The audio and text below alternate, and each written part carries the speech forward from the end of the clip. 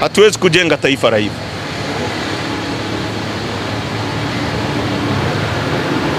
Na nataka polisi watuambie, nilimsikia Kamanda Muliro anazungumza kwamba hajui kama Polepole alikuwa ndani ya nchi. Tunataka idara ya uhamiaji tuambie Polepole kwa mara ya mwisho pasipoti yake iligongwa anaenda nchi gani kama hakuwa ndani ya nchi. Hilo ni swali muhimu sana tunataka kujua. Na tunataka tujue walipomwandikia barua ya kumwachisha kazi, je, walimtumia gharama za kumrudisha ndani ya nchi?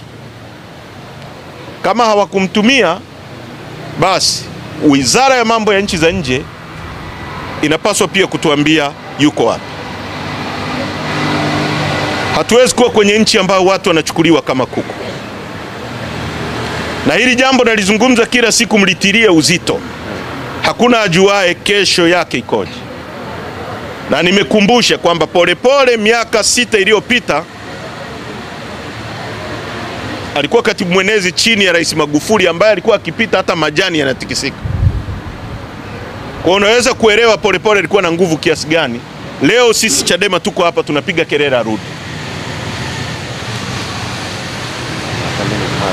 Tunathamini uhai wa watu, lakini vile vile tunatumia kuambia wengine wanaoumiza watu. Tutawahoji wakati utakapofika.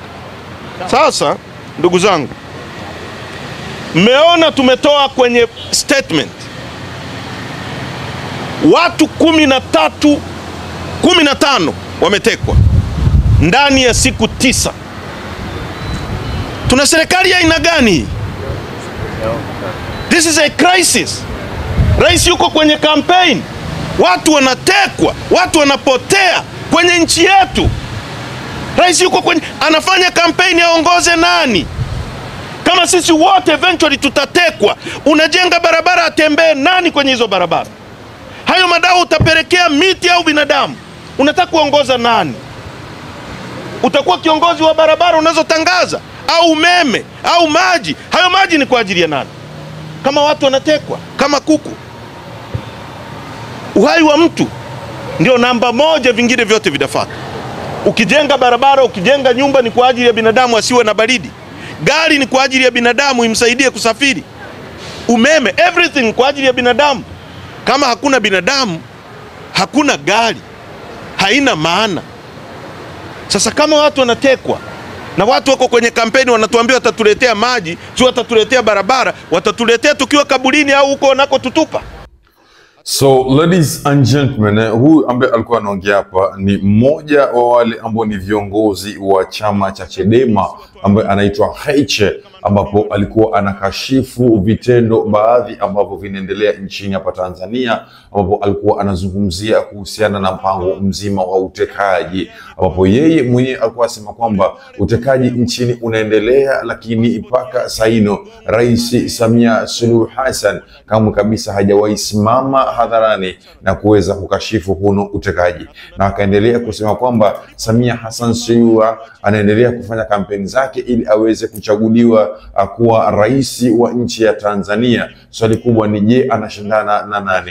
Kwa sababu aliyekuwa mpinzani wake mkubwa tayari ameweza kumweka ndani, hivyo basi yeye hana mpinzani ambaye anaweza kumtoa. So tatizo ambavyo wananchi ama pamoja na chama cha Chadema wanalalamika ni utumiaji mbaya wa fedha ambazo Samia anazitumia kufanya kampeni ambayo inaonyesha uongo tu, kwa sababu ni kama ashajichagua yeye mwenyewe tayari.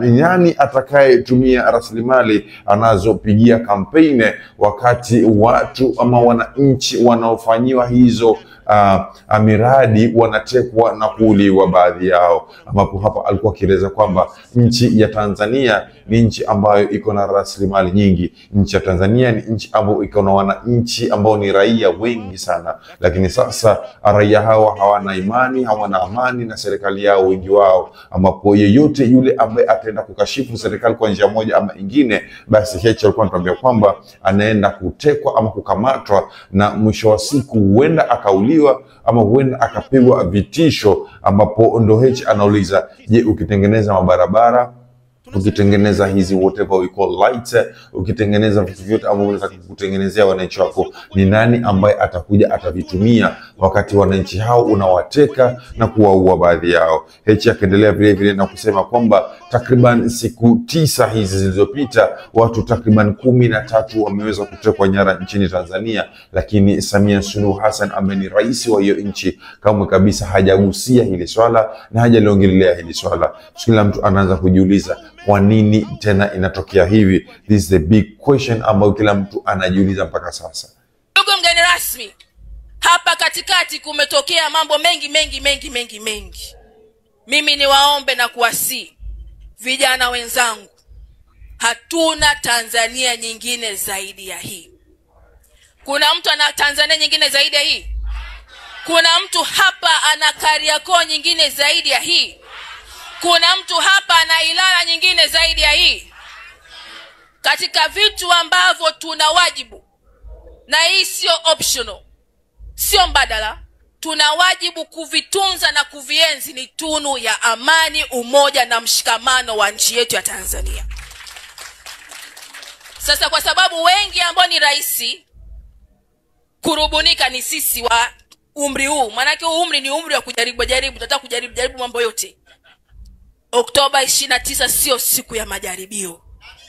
Oktoba 29 ni siku ya kufanya maamuzi ya kumleta tena Dr. Samia Suluhu Hassan atuongoze tena kwa miaka mingine 5.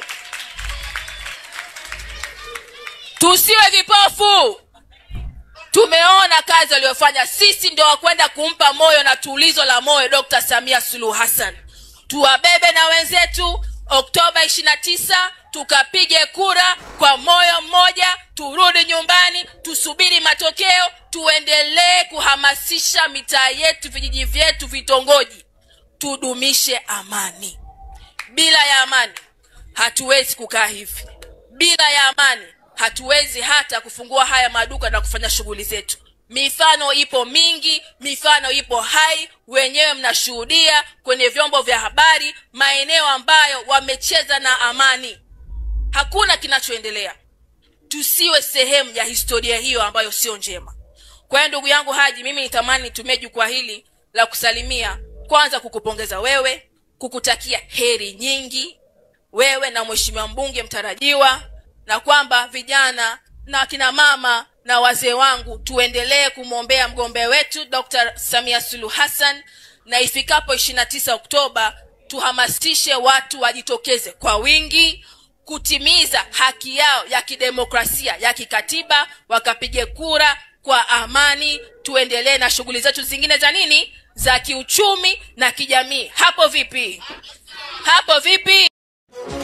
Kwa miaka mingi, watu wengi wamekuwa wakiteswa na maradhi sugu na matatizo ya kishirikina, lakini sasa kuna suluhisho. Karibu kwa Dr. Ngoso, mtaalamu mashuhuri wa tiba za asili, kiboko ya magonjwa sugu, uchawi na matatizo ya kishirikina. Unasumbuliwa na kifafa, nguvu za kiume kushuka, presha, kiharusi, matatizo ya macho, tumbo au mifupa kuvunjika? Usihangaike tena. Dr. Ngoso ana tiba ya uhakika, salama na ya asili zilizobarikiwa na Mwenyezi Mungu. Lakini si hayo tu, Dr. Ngoso pia hutatua uchawi na chuma ulete, kukosa kazi au mvuto wa kibiashara, kumrudisha mpenzi au mume au mke aliyekuacha, kushinda kesi mahakamani, kufungua vifungo vyote vya kishirikina mwilini, tiba ya kuacha pombe, kusafisha nyota yako na kukulinda dhidi ya vijicho na uchawi. Huna haja ya kufika ofisini kwake. Huduma zake zinakufikia popote pale ulipo, kutoka Kenya hadi Uganda, Tanzania hadi duniani kote. Wasiliana naye kwa WhatsApp +254 718 756944.